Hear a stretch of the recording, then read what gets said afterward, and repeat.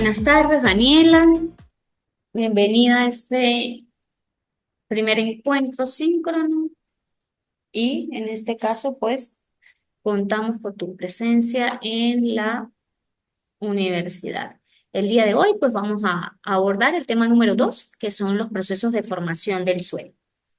Primeramente, pues, entender que el suelo es la capa superficial de la corteza terrestre. Bien, es decir, es el lugar donde crecen las plantas. Esto que nosotros tenemos aquí, lo que es hecho por el ser humano, pues es llamado piso. Y el suelo, a diferencia del piso, es el lugar donde crecen las plantas allí como lo indican. Entonces, ¿qué sucede aquí? Que aquí me indica que es el manto, la capa superficial del manto de las rocas. En él, pues se me desarrollan procesos físicos, químicos y biológicos. ¿Físicos de qué manera? Primeramente, tenemos que, como bien lo acabé de mencionar, crecen las plantas y por allí tenemos ya un proceso físico. Químico, en este caso, porque en el suelo tenemos cierta cantidad de minerales que se me desarrollan en los diferentes horizontes y que me dan, que contribuyen en este caso a su formación. Y también procesos biológicos, ya que aquí pues contamos con algunos organismos y seres vivos que se encuentran en él. Bien, el perfil del suelo. El perfil del suelo, entonces decíamos que es la ordenación vertical de sus horizontes hasta la roca madre. Aquí, para nosotros poder observar un perfil del suelo, debemos entonces abrir un orificio de un aproximado de 30 metros con el fin y propósito y con unas medidas específicas, el cual es llamado calicata. Esta calicata nos permite a nosotros poder observar el perfil del suelo y cada uno de los horizontes que la componen, desde la roca madre, que es la base del suelo, hasta lo que es el horizonte O, donde crecen las plantas. Los horizontes o niveles son capas que se desarrollan en el seno del suelo y que presentan cada uno de ellos características diferentes. Cuando nosotros tenemos un perfil del suelo, cada una de las capas que lo componen tienen unas características específicas, algunas físicas, otras biológicas y otras químicas. Bien, ¿cuáles son esas capas? Allí, como vemos en el dibujito, podemos observar cada una de las capas que compone el suelo. La base que vemos en el dibujo, que es de coloración gris, gris oscura, es la roca madre. A partir de allí comienza a formarse el suelo. Luego vemos cada uno de los horizontes que vamos a desarrollar en este momento y luego vemos allí los arbolitos que es donde crecen las plantas y es llamado horizonte O. Ese horizonte O es un horizonte sumamente delgado, ¿bien? Que es el que podemos sencillamente remover en el jardín de manera sumamente fácil y eliminamos un poco allí de capa vegetal. El que sigue, que tiene una coloración marrón, bien, en el dibujito, es el llamado horizonteal, que nos dice que es la capa superficial de color oscuro por su contenido en humus. En humus el humus, perdón, es la materia orgánica que constituye el suelo. Aquí podemos tener gran cantidad de material biológico, el cual, por ejemplo, las lombrices que contribuyen a mantener el suelo y, en este caso, ese horizonte. Constituye la zona donde se desarrolla la mayor parte de las plantas, es decir, a partir de allí comienzan a desarrollarse todas las raíces de las plantas hasta el horizonte superficial. Está formado por partículas de arena y de arcilla. ¿Qué sucede aquí? Vamos a dar un ejemplo sumamente rápido en relación a estas partículas. El suelo tiene gran cantidad de materiales. Entre ellos están compuestos por materiales como arenas, arcillas, limos, grava. Bien, ¿qué sucede aquí? Que dependiendo del tipo de material que compone el suelo, del cual está compuesto el suelo, pues nosotros vamos a tener ese suelo apto para distintas labores, como por ejemplo, si es apto para la labor agrícola, si es apto para lo que es la labor de la silvicultura, maderera, ganadería, entre otros. Los suelos, por ejemplo, de nuestra región de los llanos son suelos arenosos. ¿Esto debido a qué? Debido a que las temperaturas que allí se encuentran, pues influyen directamente en lo que es el suelo. El día de ayer, por ejemplo, Daniela, en la clase de climatología se mencionó que dependiendo del clima, pues vamos a tener un tipo de suelo o un tipo de vegetación específica. Aquí, cuando el suelo está compuesto principalmente por partículas de arena, se convierte en un suelo llamado suelo arenoso. ¿Qué pasaría si yo agarro un envase, Daniela, le vierto arena, el envase tiene bajos huequitos, y yo le vierto agua? ¿Qué pasaría? ¿Qué pasa con el agua? Claro, vamos a probar. La arena absorbe el agua un poco, la otra se escurre. ¿Bien? En este caso, eso se produce porque esto sucede porque la arena es un material que es poroso. Al ser un material poroso, esto hace que se me produzca un efecto de escurrimiento, como cuando vamos a la playa, de filtración, correcto. Me va a absorber un poco y me va a compactar la arena, ¿verdad? Y aquí comienza entonces a producirse un proceso de filtración. Aquí le podemos llamar proceso de escurrimiento. Entonces, el agua se me va a ir por los huequitos. Esto sucede con este tipo de suelos. Quiere decir que no me va a albergar mucha agua. Y si yo tengo un suelo que no me alberga agua, pues hay procesos agrícolas, el cual requiere albergar agua para poder que ese rubro agrícola sea fructífero. En cambio, cuando el material es arcilla, ¿qué pasa cuando la arcilla tiene contacto con el agua? Es muy grueso. Se endurece cuando está seca. Mientras tanto, se me coloca pastosa. Y cuando se seca, se me vuelve una pasta sumamente dura, ¿verdad? ¿Qué sucede aquí? Que si tenemos en este caso un suelo con partículas de arcilla, pues lo que va a hacer es o endurecerse o albergar demasiada agua. Y aquí tampoco se me va a dar un proceso agrícola. En cambio, si tenemos un suelo que tenga la combinación de arena con arcilla, tenemos porosidad y aquí tenemos que me alberga mucha agua. Entonces, la combinación de arena con arcilla me convierte al suelo en un limo y este limo es un suelo apto para la labor agrícola. Bien, aquí entonces nos dice que este proceso que yo te acabo de mencionar se me produce en el horizonte A, que es donde yo tengo partículas de arena, de arcilla o de limo en este caso. Luego nos vamos al horizonte B, que es el horizonte que ves en el dibujito, que es mucho más rojizo. Bien, y que tiene mucho mayor espesor. Aquí el horizonte B nos dice que se halla debajo del horizonte A y tiene un espesor variable. Es de color más claro, pardo rojizo o amarillento. En él se asienta material proveniente del horizonte superior, es decir, material como arenas, arcillas o gravas me bajan al horizonte B. En este, como bien se le indica, tiene una coloración pardo rojiza o amarillenta. En este caso específico, tenemos de que ese color específicamente se me da por un proceso químico. Aquí vemos que uno de los elementos que te dije en la definición es que se me dan procesos físicos, biológicos y químicos. En este caso, en el horizonte B, se me dan procesos químicos. La coloración de pardo rojiza o amarillenta se me da, en este caso, debido a la cantidad y acumulación de óxidos de hierro que posee este horizonte. ¿Has visto la coloración que tiene el río Tormes? Bien, es una coloración como pardo rojiza.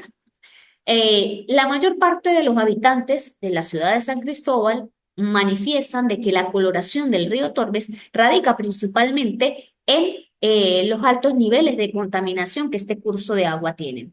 Sin embargo, efectivamente sí tiene unos niveles de contaminación altos, pero su coloración no solo radica en que sea a raíz de la contaminación, sino que en los alrededores de este curso de agua, en las adyacencias de este curso de agua, los suelos poseen óxidos de hierro. Y estos óxidos de hierro, como el curso de agua pasa por aquí, pues le da una coloración pardo rojiza, como allí lo dice, a este curso de agua. Bien, y luego nos vamos con el horizonte C. El horizonte C es más profundo y constituye el tránsito de la roca madre. Está formado por piedras sueltas en una matriz de arcilla y arena. Su espesor varía y puede llegar a más de 30 metros. Este entonces es el horizonte más profundo y me transita a la roca madre. En el dibujito que tienes allí, lo que puedes ver que es el horizonte C, es el que tiene coloración como amarilla y esto permite que restos de material proveniente del horizonte superior, junto con arenas, arcillas, gravas y rocas sueltas, pues me llevan a que sea el tránsito de la roca madre. En este caso, la roca madre, que es el horizonte que allí se ve gris, me lleva a que este específicamente es la roca in situ, es decir, es la roca que no tiene en este caso, intervención de el ser humano, sino que aquí lo que tenemos específicamente, pues es una roca que no ha sido modificada. ¿Preguntas? ¿Ninguna? ¿Seguro? Constitución del suelo. Primeramente, está constituido por materia orgánica o humus, que era lo que te mencionaba hace un momento. Está compuesta por microorganismos y materia de origen vegetal y animal. Entre los materiales orgánicos son de especial importancia las bacterias, los hongos, el humus, las lombrices y las hormigas, entre otros seres. Esto me lleva a que la materia orgánica sea un material mucho más suave que la arena. Bien, ¿has agarrado, Daniela, a tierra de un jardín? Bien, ves que es un poco más suave que agarremos arena, porque la arena tiene mucha porosidad y vemos que esa tierra que podemos agarrar de un jardín posee materia orgánica y que entre más coloración negra tenga, es mayor el contenido de materia orgánica que tiene. Bien, materia mineral o inorgánica. Está compuesta por los minerales formados por la degradación de la roca sobre la cual está el suelo. De los minerales del suelo se pueden citar como ejemplos la arena, la arcilla o el limo. En esto es los materiales que te acabo de mencionar, si tuviéramos un suelo arenoso, un suelo arcilloso o un suelo limoso.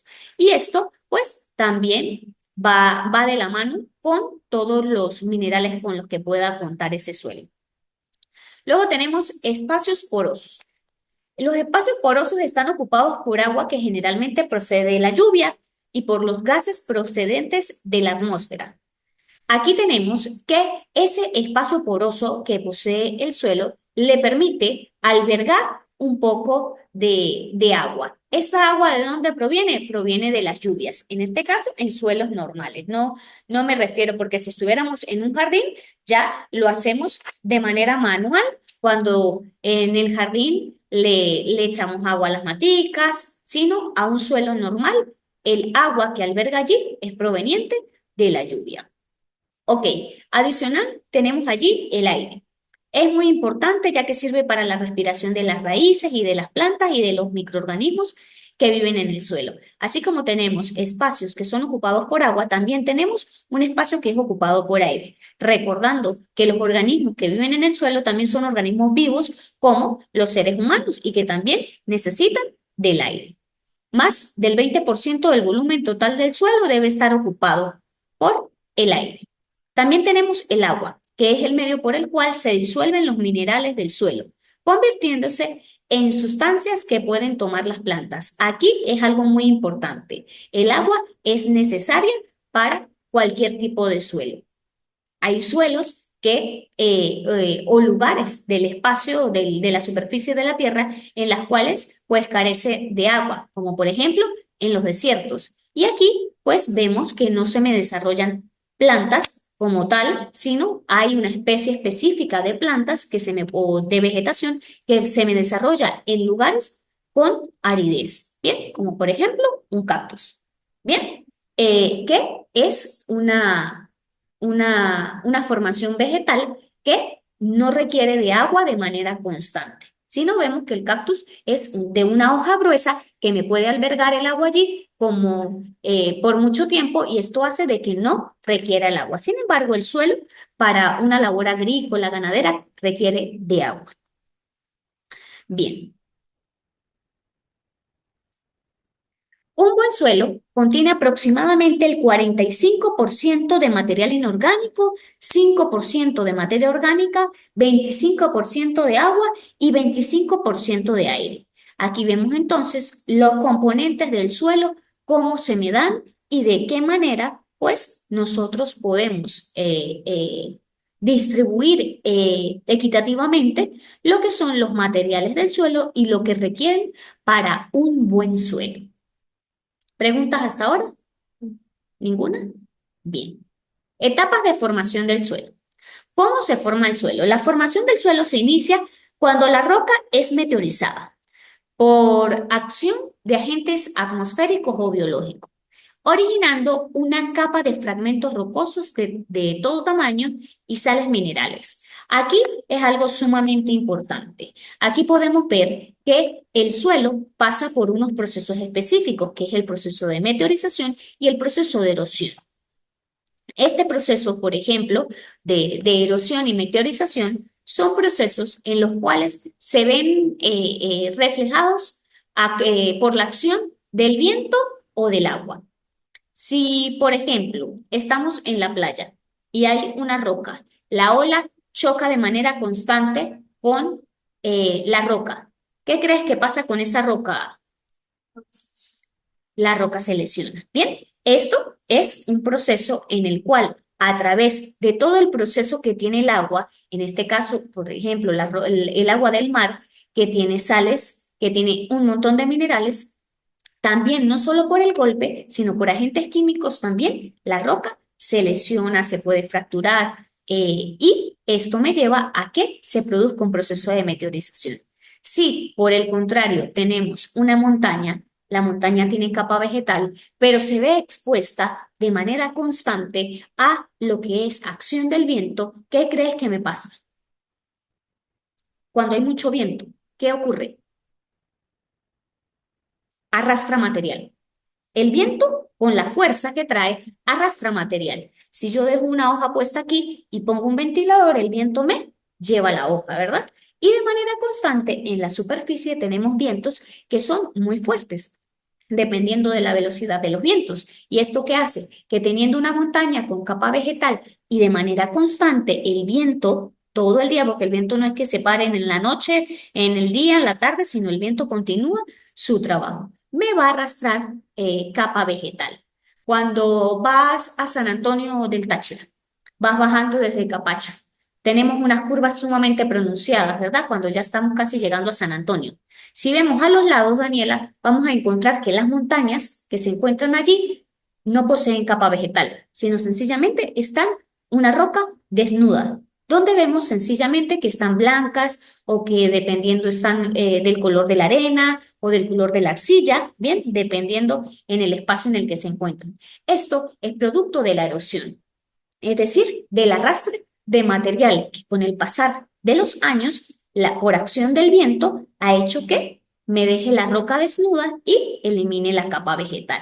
Bien, entonces, el proceso de formación puede durar miles de años. Por eso, cuando vamos a abrir, por ejemplo, una calicata y observamos allí la formación del suelo, puede que en algunos casos podamos encontrar el suelo como viste en el dibujito, en el cual vemos cada uno de los perfiles y es decir que este suelo es un suelo viejo que ha llevado todo el tiempo necesario para formar cada una de sus capas u horizontes.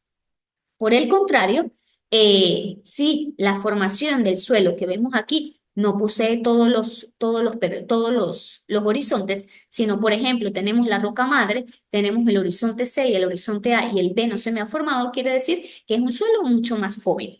Es decir, esto requiere bastante tiempo para formar un suelo que contenga todos los horizontes o capas como lo vimos en el dibujito. Las etapas por las que pasa la formación del suelo, o también llamada edafogénesis, por eso es que La asignatura se llama edafología porque es la ciencia que estudia, en este caso, el suelo. Las podemos resumir a 4. Y aquí cada una de las etapas por las que pasa la formación del suelo. Etapa inicial o roca madre. Cuando una roca flora a la superficie, es meteorizada por agentes atmosféricos y poco a poco se va fragmentando. Es decir, quien pasa por la primera etapa es la roca madre, la roca in situ, la que a través de procesos se va fragmentando a medida que va pasando el tiempo. Luego pasa a la segunda etapa, que es el suelo bruto. Continúa aquí el proceso de meteorización de la roca y se forma una capa mineral denominada manto de alteración, que es llamado también horizonte C, que es el horizonte que veíamos allí. Quiere decir que vemos que la formación del suelo comienza de abajo hacia arriba y sobre los que se asientan seres vivos sencillos como musgos, líquenes, bacterias, y esto me lleva a que esos seres vivos que son sumamente sencillos me van a contribuir a la formación de materia orgánica para formar otra capa del suelo.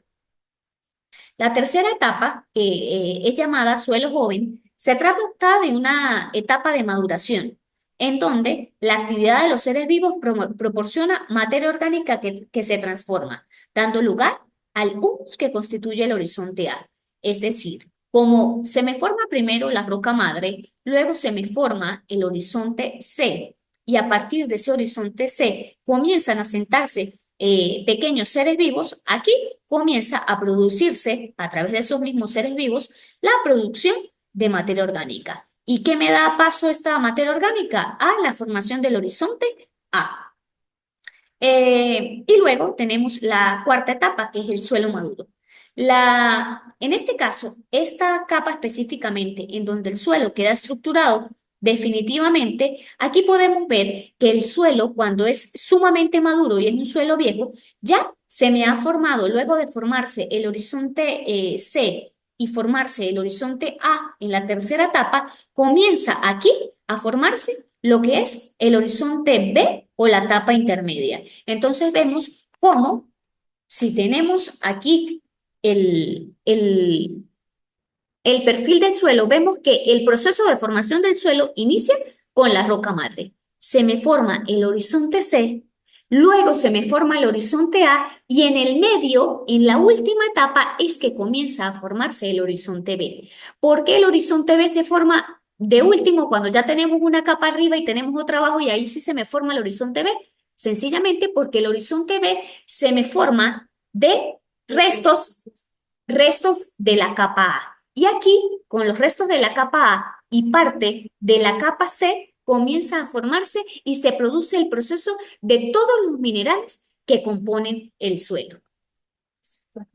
Básicamente diría uno que tendría que ser suelo más. Exacto. Cuando ya vemos que está el horizonte B, ya sabemos que es un suelo viejo porque ya está formado, un suelo maduro. Si, por ejemplo, tenemos solo el horizonte C y el horizonte A, sabemos que todavía requiere de gran cantidad de años para que termine su proceso de formación. ¿Preguntas? ¿Ninguna? Bien, eso que mencionamos ahorita son las etapas del suelo, el proceso de formación del suelo. Ahora vemos las etapas del suelo. Y aquí vamos a ver un poquito más lo que venía explicando. En la primera columna que vemos allí nos dice que es el lecho rocoso, donde comienza la roca a desintegrarse, es decir, la roca madre, que era lo que venía ahorita diciendo, que es la primera capa en la formación del suelo. Luego, en la segunda columna vemos la materia orgánica que facilita la desintegración. Aquí vemos que a pesar de que tenemos lecho rocoso, tenemos roca madre, vemos que comienzan allí a surgir unas pequeñas planticas y musgos que se me observan en la capa superior. ¿Sí? Lo que podemos decir como el horizonte O, que es donde comienzan a salir unas planticas. Y allí, con ese poquito de planticas que me comienzan a salir, eso hace que comience a surgir la materia orgánica. Luego, vemos Luego vemos la tercera columna donde se forman los horizontes. Bien, ¿qué es? Tenemos allí el lecho rocoso, el horizonte C, como lo veníamos diciendo, y vemos el horizonte A. Aquí lo que estamos haciendo es ver lo mismo que acabo de explicar, pero con el dibujito para que se pueda entender mejor. Entonces, tenemos fragmentos de minerales y materia orgánica, que es humus, y ya vemos que se formó el horizonte A. Y vemos que abajo se encuentra el horizonte C, la roca madre y el lecho rocoso. Esto me lleva a la última etapa, que en este caso es el suelo desarrollado, es decir, el suelo maduro que vimos ahorita. Y vemos cómo allí, si vemos en naranja, que se forma el horizonte B. Entonces vemos que el horizonte B es el último horizonte en formarse. Es decir, aquí simplemente graficamos en ese dibujito y podemos observar cómo es la formación del suelo. Cuando vemos, por ejemplo, en la segunda columna donde dice roca madre, lecho rocoso y materia orgánica, ahí vemos que es un suelo sumamente joven. Luego, en la tercera, donde se forman los horizontes y vemos el horizonte A y el horizonte C, ya vemos que es un suelo mucho más avanzado. Sin embargo, hasta la última columna es donde vemos un suelo ya totalmente maduro. ¿Preguntas? Ninguna. La erosión. Y es lo que te mencionaba hace un momento, que ya lo expliqué, que es cuando se produce de la remoción de partículas de una roca y capa vegetal producto del agua o del viento, quedando la roca desnuda. Allí vemos el dibujito muy similar y por eso te daba el ejemplo de cuando vamos a San Antonio del Táchira, en el cual observamos la roca desnuda con coloración entre naranjas, blancas más arenosas. Y esto me lleva a que es la remoción de partículas. ¿Cómo influye el clima? A ver, tenemos allí, ayer lo hablábamos, que el clima es determinante en lo que es el tipo de suelo y el tipo de vegetación.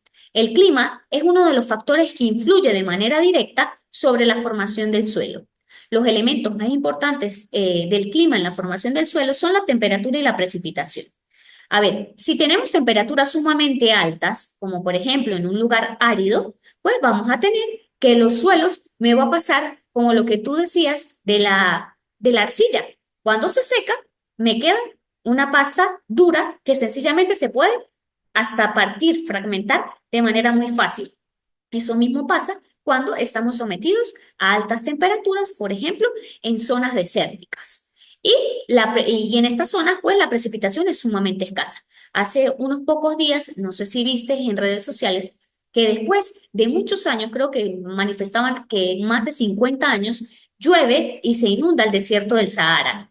¿Viste la noticia? Bien, esto hace de que esa inundación que hubo en el desierto, pues toda esa agua es absorbida y buscando albergar la mayor cantidad posible de agua en ese suelo. Sin embargo, como es arena y es una zona desértica, se me va a producir el proceso de filtración. Bien, estos dos parámetros del clima afectan la tasa de meteorización química y el crecimiento de las poblaciones de organismos, así como la velocidad de descomposición de materia orgánica. El clima es fundamental. Ya te di el ejemplo de lo que es un clima desértico, pero si nos vamos, por ejemplo, a un clima sumamente frío, pasa lo mismo. Son climas extremos en los cuales, pues, el suelo se ve afectado. Si nos vamos a un clima extremo, por ejemplo, en nuestro país, el Pico Bolívar, que es el lugar que sobrepasa la altitud de los 5.000 metros sobre el nivel del mar, aquí nos vamos a dar cuenta de que nosotros no vamos y vamos a tener un montón de vegetación, sino que la vegetación, por ejemplo, en los picos en nuestro país, se adapta a temperaturas bajas, como por ejemplo en el estado Mérida, en el cual pues tenemos los frailejones que se adaptan a la temperatura baja. A mí no se me va a dar un frailejón en Maracaibo, a mí no se me va a dar un frailejón en el estado Apure. ¿Bien? Ok. El relieve. La forma de la superficie de la Tierra desempeña un papel fundamental en la formación del suelo. El relieve influye en la distribución del agua recibida por medio de la precipitación, por lo que afecta directamente el proceso de erosión hídrica. Como regla general, las superficies elevadas con relieves inclinados y convexos pierden más agua por escorrentía, arrastrando sedimentos. Allí vemos un ejemplo de una montaña, y es donde me dice aquí la erosión.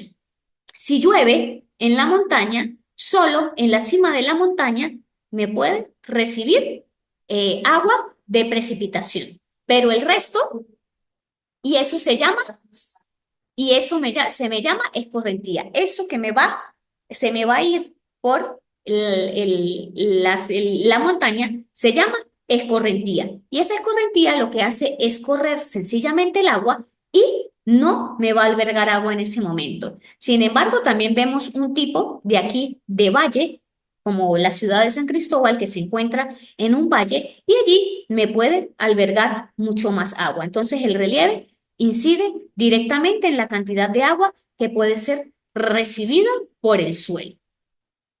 Ahí aquí vemos los factores de formación del suelo, que son los que acabo de mencionar. El clima, que ya vimos cómo influye directamente. El tiempo, que ya sabemos que requiere gran cantidad de tiempo la formación completa del suelo y que a raíz del tiempo es que nos vamos a dar cuenta si es un suelo joven, si es un suelo maduro o que sí está en su proceso de formación. El relieve, como lo acabamos de indicar, que me indica la cantidad de agua que puede recibir el suelo, los minerales que se me desarrollan mayormente en el horizonte B y la materia orgánica que se me desarrolla en el horizonte A y que hacen parte de luego la formación del horizonte B. Allí vemos entonces cómo son los factores de formación del suelo. ¿Preguntas, Daniel? ¿Ninguna? ¿Seguro? Bien. Entonces estamos listos por el día de hoy. Con esto cerramos el encuentro de la tarde del día de hoy.